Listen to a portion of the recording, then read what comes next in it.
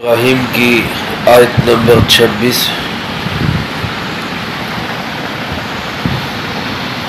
الحمدللہ وکفا وسلام علی عبادہ الذین اصطفیٰ خصوصا علی سید الرسل وخاتم الانبیاء وعلی آلہ واصحابہ الاتقیاء اما بعد فاعوذ باللہ من الشیطان الرجیم بسم اللہ الرحمن الرحیم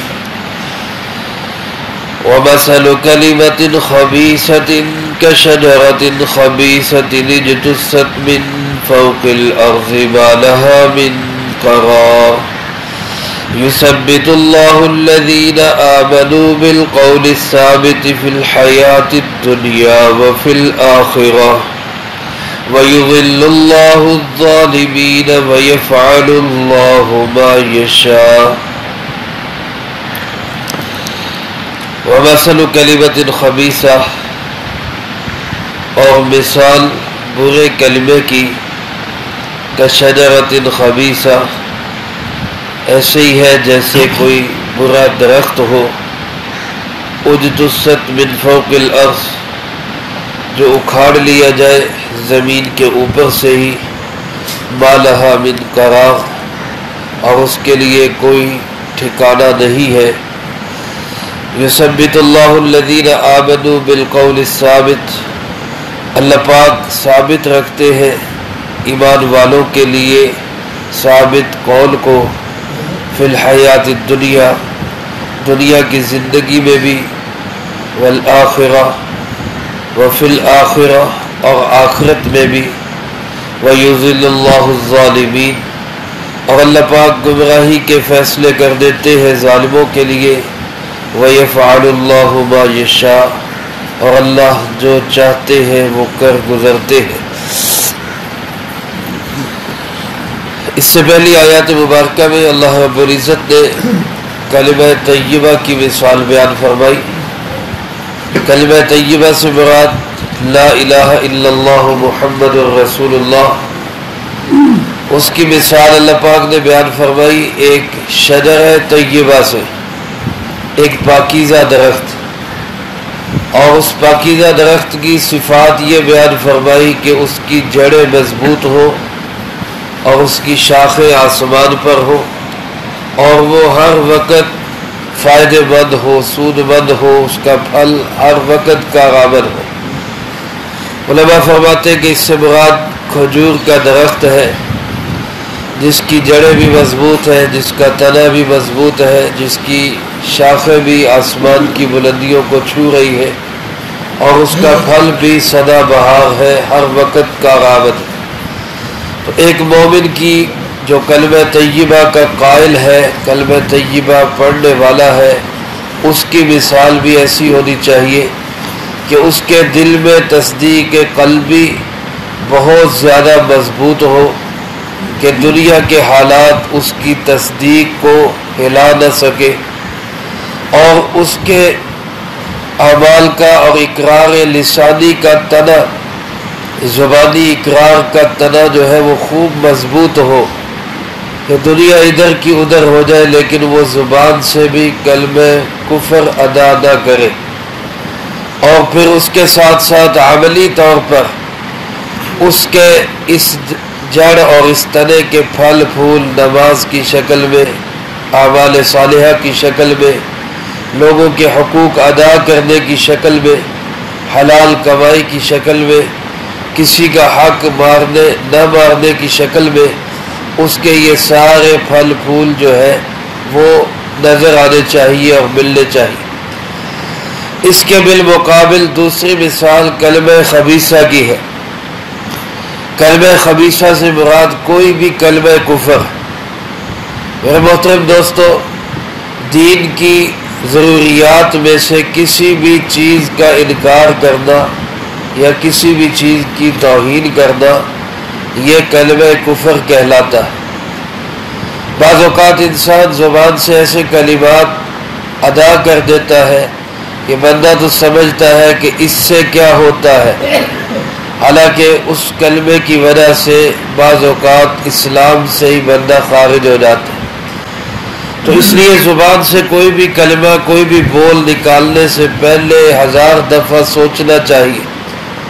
کہتے ہیں پہلے تولو پھر بولو کہ میں کیا کہنے لگا. تو زبان سے کسی ایسی کلمے کا ادا کرنا جو اسلام کے ضروری اراکین جو ہے، نماز ہے، روزہ ہے، حج ہے، زکوٰۃ ہے، یا اسی طرح عقائد میں سے اللہ رب العزت کو ایک ماننا ہے، جناب محمد کریم صلی اللہ علیہ وسلم کو اللہ کا آخری نبی تسلیم کرنا ہے، یا اور بہت ساری چیزیں، جنت ہے، جہنم ہے، فرشتے ہیں، کتابیں ہیں، اللہ کے رسول ہیں علیہ الصلاۃ والسلام. ان میں سے کسی ایک کے بارے میں بھی اگر کوئی کلمہ کفر زبان سے نکل جاتا ہے تو یہ کلمہ خبیثہ ہی ہے. اگر ایک شخص اللہ کا منکر ہے، توحید کا منکر ہے، رسالت و ختم نبوت کا منکر ہے، تو یہ شخص کلمہ خبیثہ ہی زبان سے ادا کر رہا ہے. اور اللہ پاک فرماتے کلمہ خبیثہ ایسے ہے کشجرۃ خبیثہ، جیسے کہ کوئی خبیث گندا درخت ہو. اور گندا درخت کون سا ہوگا؟ پہلی چیز اس کے اندر یہ ہوگی کہ اس کی جڑ مضبوط نہیں ہوگی. اور ظاہر ہے جو کلمہ کفر ہے اس کی جڑ مضبوط نہیں ہوتی، اس کا جو ہے جماؤ نہیں ہوتا. علماء فرماتے شجرہ خبیثہ سے مراد، اکثر علماء نے لکھا ہے کہ تنبے کا درخت ہے، جو درخت بھی نہیں ہوتا، ایک بیل ہی ہوتی ہے، کوڑ تنبا جس کو کہتے ہیں. اب وہ بیل سی ہے، اس کا کوئی تنا نہیں، اس کی کوئی مضبوط جڑیں نہیں، کوئی آدمی اس کو اوپر سے پکڑے اور اس کو کھینچے وہ سارے ہی باہر آ جاتا ہے. پھر نہ اس کی جڑوں میں مضبوطی، نہ اس کے تنے میں مضبوطی، نہ اس کا پھل کسی جو ہے خوشگواری کا باعث ہے، کڑوا گندا پھل ہوتا ہے. تو گویا کلمہ خبیث ادا کرنے والے کی مثال بھی یہی ہے. نہ اس کے دل کے اندر کوئی مضبوطی ہے، جماؤ ہے، نہ اس کا تنا کوئی کسی کام کا ہے، نہ اس کا پھل کسی کام کا ہے. میرے عزیز دوستو، دنیا کے اندر بہت سارے نظریات اٹھتے ہیں، بہت ساری آوازیں اٹھتی ہیں، بہت سے نعرے لگتے ہیں. 14 صدی بیت گئی، بہت ساری چیزیں آئی، انقلابات آئے، حالات آئے، لیکن اللہ کے فضل و کرم سے کلمہ طیبہ آج بھی اپنی جگہ قائم ہے. لا الہ الا اللہ محمد الرسول اللہ. میرے محترم دوستو، اللہ پاک ہمارے دلوں کے اندر اس کلمے کو مضبوط فرمائے. اس کے سوا جتنے نعرے ہیں، جتنے کلمات ہیں، بالخصوص وہ کلمات جو اس کلمے کے مقابلے میں ہے، وہ سارے کے سارے کلمہ خبیثہ ہیں. اللہ فرماتے ہیں اجتثت من فوق الارض، ان کا سارا جثہ اور جسم زمین کے اوپر ہی ہوتا ہے، وہ جب چاہے اس کو اٹھا لو وہ سارا کا سارا کھینچا جاتا ہے.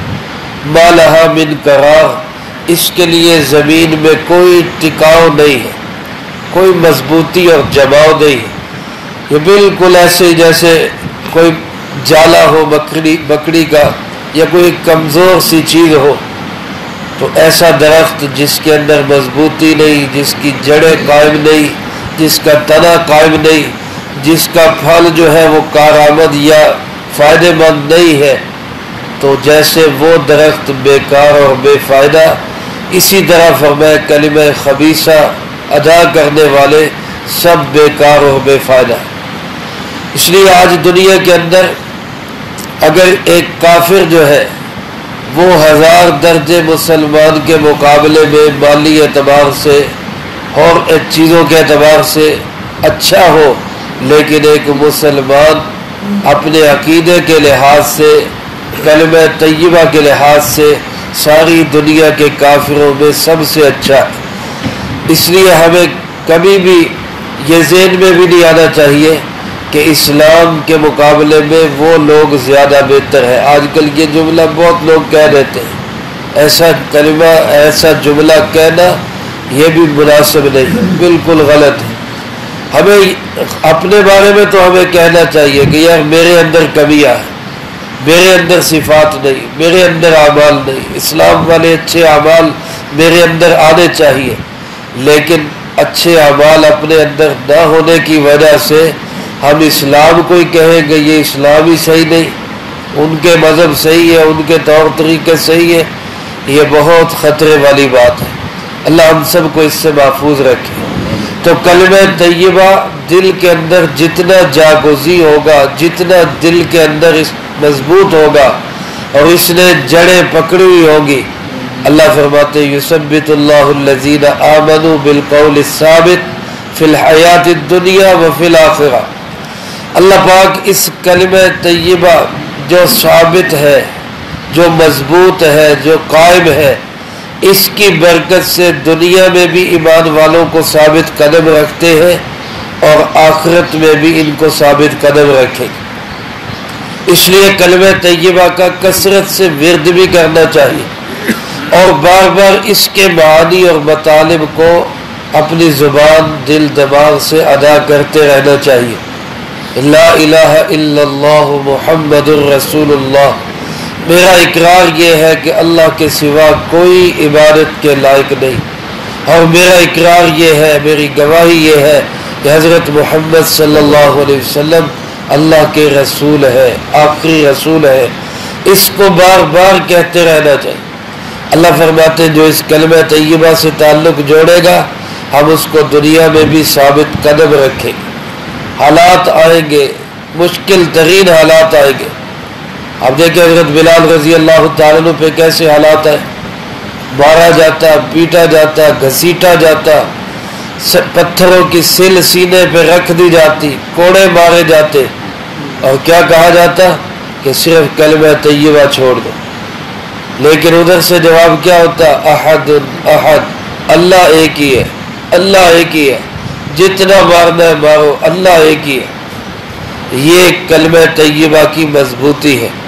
حضرات صحابہ کرام رضی اللہ تعالیٰ عنہ مجمعین سے لے کر آج 14 صدی کے بعد بھی الحمدللہ ایسی مثالیں اس دور میں بھی موجود ہیں کہ جو لوگ تمام تر حالات کے باوجود کلمہ طیبہ پر قائم اور دائم رہتے۔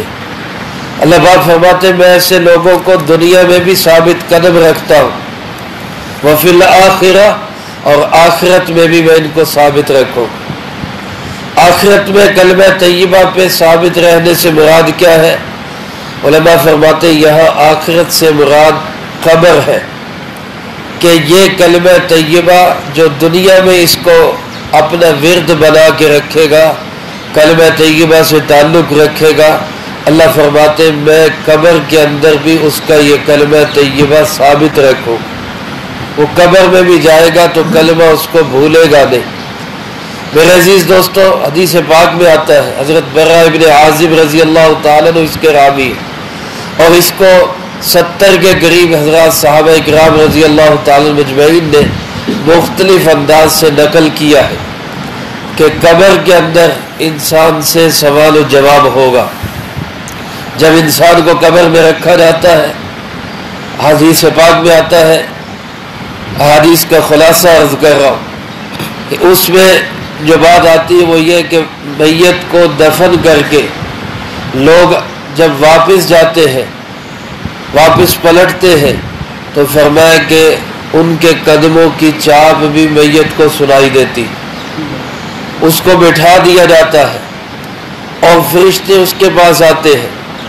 اگر اچھا نیک انسان ہے، کلمہ طیبہ سے تعلق رکھنے والا انسان ہے، تو فرشتے بھی اچھی کیفیت کے اندر آتے، اچھی صورتحال کے اندر آتے۔ اور حدیث پاک میں آتا ہے کہ اچھے انسان کو یوں محسوس ہوتا ہے کہ جیسے عصر کا وقت ہونے والا، عصر کا وقت ہونے والا، اور فرشتے اس سے کہتے ہیں کہ بھائی ہم آپ سے سوال جواب کرنے کے لیے آئے ہیں، تو وہ کہتا ہے دعونی اصلی، مجھے ذرا مہلت دو میں نماز پڑھ لوں۔ اس کو وہاں بھی نماز یاد رہتی، اور پھر فرشتے اس سے سوال کرتے ہیں کہ من رب کا، تیرا رب کون ہے؟ تو حدیث پاک میں آتا ہے یہ آدمی کہتا ہے جس نے کلمہ طیبہ سے تعلق رکھا ہوتا ہے، اللہ اس کو قبر میں بھی ثابت قدم رکھتے ہیں، یہ کہتا ہے ربی اللہ، میرا رب اللہ رب العزت ہے۔ پھر سوال ہوتا ہے ما دینو کا، تیرا دین کیا ہے؟ تو یہ کلمہ طیبہ والا کہتا ہے دینی الاسلام، میرا دین اسلام ہے۔ پھر سوال ہوتا ہے من نبیوں کا، تیرے نبی کون ہے؟ یا دوسری روایات میں آتا ہے ما تقول فی حق ھذا الرجل الذی بعث فیکم، اس آدمی کے بارے میں تمہارے کیا نظریات ہیں جن کو تمہارے بیچ بھیجا گیا، یعنی حضرت محمد صلی اللہ علیہ وسلم۔ تو یہ کلمہ طیبہ والا کہتا ہے، جواب دیتا ہے کہ میں حضرت محمد صلی اللہ علیہ وسلم کو اپنا نبی تسلیم کرتا۔ حدیث پاک میں آتا ہے جب یہ سوالات ہو چکتے ہیں تو اس کی قبر میں جہنم کی ایک کھڑکی کھول دی جاتی، اور اس کو یہ کہا جاتا ہے کہ اگر تیرے سوالات کے جوابات درست نہ ہوتے تو یہ تیرا ٹھکانہ ہوتا، لیکن تو نے جوابات صحیح دے دیے ہیں، لہٰذا یہ تیرا ٹھکانہ بند کر دیا گیا، اور اس کے جہنم کی کھڑکی بند کر دی جاتی، اور پھر اس کے قبر میں جنت کی کھڑکی کھول دی جاتی، جہاں سے اس کو جنت کی ہوائیں، جنت کی خوشبوئیں، جنت کی روشنیاں اس کو قبر میں محسوس ہوتی، اور پھر اس کی قبر اتنی وسیع کر دی جاتی ہے کہ جہاں تک اس کی نظر جاتی ہے وہاں تک قبر وسیع ہو جاتی ہے۔ میرے محترم دوستو، یہ کلمہ طیبہ والے کو اللہ پاک وہاں بھی ثابت قدم رکھتے ہیں۔ بعض حضرات نے لکھا ہے اللہ والوں کی ایسی بھی باتیں موجود ہیں۔ حضرت عمر رضی اللہ تعالیٰ عنہ کے سامنے جب یہ باتیں آئی تو انہوں نے پوچھا حضور نبی پاک صلی اللہ علیہ وسلم سے، آپ فرما رہے تھے قبر کا معاملہ بڑا سخت، بہت سخت ہے۔ حضرت عثمان رضی اللہ تعالیٰ عنہ جب قبر کا تذکرہ ہوتا تو اتنا روتے کہ داڑھی مبارک آنسوؤں سے تر ہو جاتی۔ کسی نے عرض کی حضرت آپ جنت یا جہنم کے تذکرے پہ بھی اتنا نہیں روتے جتنا قبر کے تذکرے پہ روتے؟ تو فرمایا کہ قبر جو ہے یہ آخرت کی منزلوں میں پہلی منزل ہے، جو اس میں پار ہو گیا وہ اگلی ساری منزلوں میں پار ہو جائے، اور جو اس میں رہ گیا وہ اگلی منزلوں میں بھی پھنس جائے گا۔ اللہ ہم سب کے لیے قبر اچھی بنا دے۔ آپ ڈرا رہے تھے کہ قبر کا معاملہ بڑا سخت ہے، اللہ سے پناہ مانگا کرو، اللہم انی اعوذ بک من عذاب القبر، اے اللہ میں تجھ سے پناہ مانگتا ہوں قبر کے عذاب سے۔ تو حضرت عمر رضی اللہ تعالیٰ عنہ نے پوچھا اللہ کے محبوب کیا عقل سلامت ہوگی وہاں پر؟ قبر میں جب جائیں گے تو عقل سلامت ہوگی؟ تو آپ نے فرمایا کہ بالکل عقل سلامت ہوگی۔ فرمانے لگے پھر کوئی مسئلہ نہیں، انشاءاللہ جواب دے لیں گے۔ یعنی جس نے دنیا کے اندر محنت کی ہے اس کو اعتماد ہے کہ میں قبر میں بھی سوالوں کا جواب دے لوں۔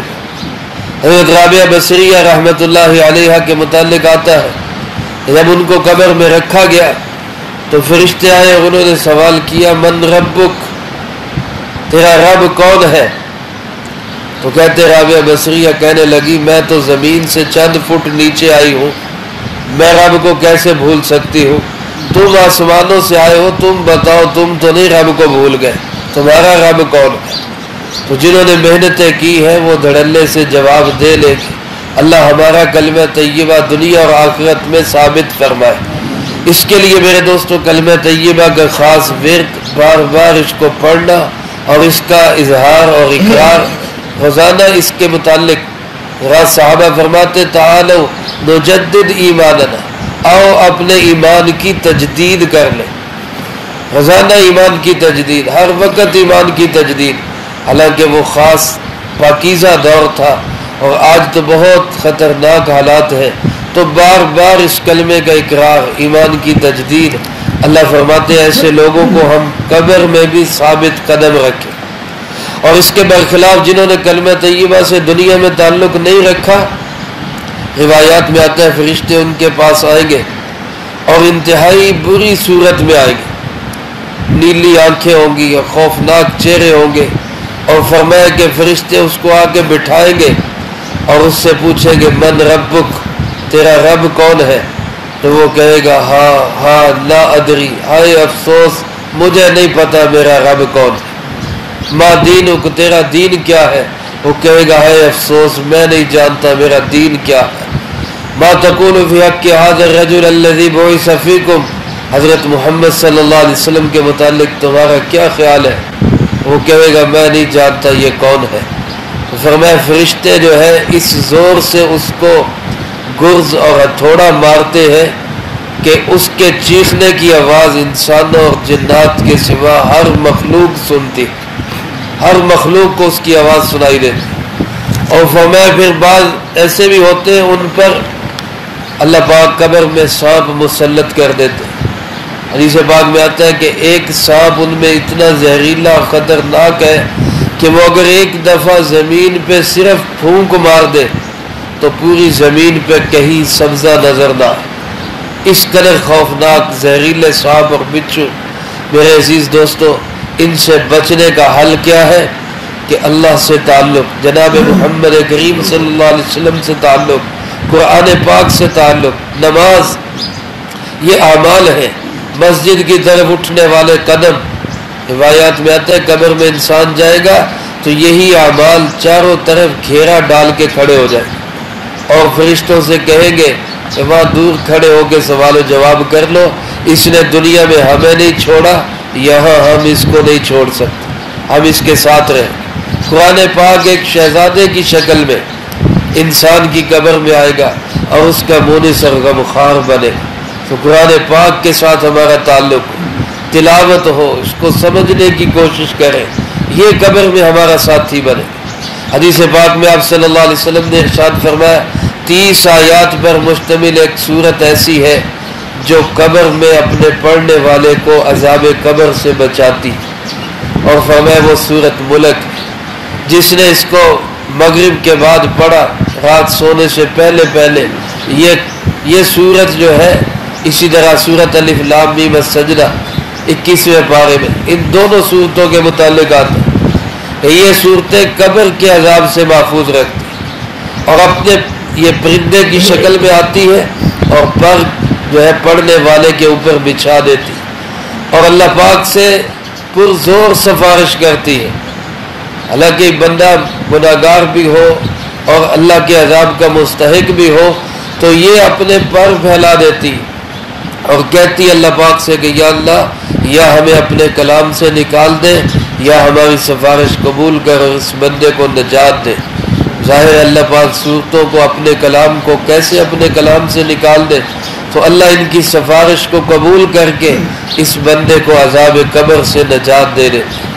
تو یہ اعمال ہمارے کام آنے والا ہے۔ آج ہمیں اپنا یہ مستقبل یاد نہیں، ہمیں مستقبل قریب یاد ہے۔ میرے بچے کی اچھی نوکری لگ جائے، دنیا کے حالات اچھے ہو جائے، گھر اچھا بن جائے، کار کوٹھی اچھی بن جائے، رہن سہن اچھا ہو جائے، لائف سٹائل بہترین ہو جائے، اس کے لیے ساری تگ و دو۔ لیکن اس کے لیے کوئی تگ و دو نہیں ہے کہ میرے مرنے کے بعد قبر میں میرا کیا ہو۔ آج ہر بندہ یہ سوچتا ہے کہ میرے مرنے کے بعد میری اولاد کا کیا ہوگا، اور یہ کوئی نہیں سوچتا کہ اولاد کے مرنے کے بعد قبر میں اولاد کا کیا ہو۔ اس کے لیے میرے بھائیوں ہم نے سوچ اور فکر کرنی، اور عذاب قبر برحق ہے، ثابت ہے، اس کا انکار نہیں کیا جا سکتا۔ اس ہمارے جسم کا تعلق قبر کے اندر بھی روح کے ساتھ رہتا ہے۔ لوگ صرف یہ دیکھتے ہیں کہ جناب ہمیں کچھ نظر نہیں آیا۔ بعض لوگوں نے تجربات کرنے کی کوشش کی، مردے کی آنکھوں میں پارا رکھ کے اس کو دفن کیا کہ پارا تو معمولی سی ہیٹ پہ چڑھ جاتا ہے تو یہ دیکھے کہ کیا ہوتا ہے۔ پھر چند دن کے بعد قبر کھول کے دیکھا کچھ بھی نہیں ہوا، تو اس سے اندازے لگانے لگ گئے کہ قبر میں کچھ بھی نہیں ہوتا۔ حالانکہ میرے دوستو، جو چیز نظر نہیں آتی ضروری نہیں کہ وہ ہو بھی نہ۔ بہت ساری چیزیں جو ہمیں نظر نہیں آتی لیکن وہ موجود ہیں۔ کچھ عرصہ پہلے تک کسی کو کیا پتا بھی مریخ کیا ہے، سیارے کیا ہے، کائنات کے جو ہے نئے نئے انکشافات ہو رہے، نئی نئی کہکشائیں دریافت ہو رہی، تو کیا اب یہ کہا جا سکتا ہے کہ پہلے یہ نظر نہیں آ رہی تھی تو تھی نہیں؟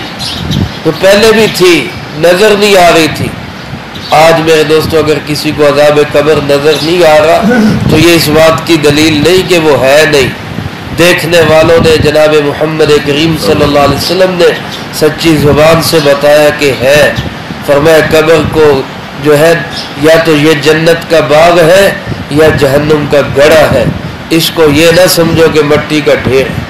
تو اس کے لیے تیاری کیا ہے؟ کلمہ طیبہ سے تعلق۔ اللہ فرماتے ہیں جو کلمہ طیبہ سے تعلق رکھے گا میں دنیا میں بھی ثابت قدم رکھوں گا، آخرت یعنی قبر میں بھی ثابت قدم رکھے، اور جو نہیں تعلق رکھے گا یذل اللہ الظالمین، ایسے ظالموں کو اللہ سیدھے راستے سے دور ہٹا دیتے۔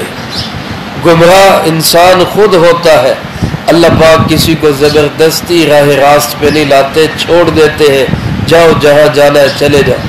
وَيَفْعَلُ اللَّهُ مَا يَشَاءُ، اور اللہ پوری طرح ہر چیز پہ قادر ہے، جو چاہے کر سکتا ہے، زبردستی ہدایت پہ لانا چاہے لا سکتا ہے، لیکن اس کا طریقہ نہیں، وہ کہتا ہے اپنے اختیار سے سیدھے راستے پہ چلو۔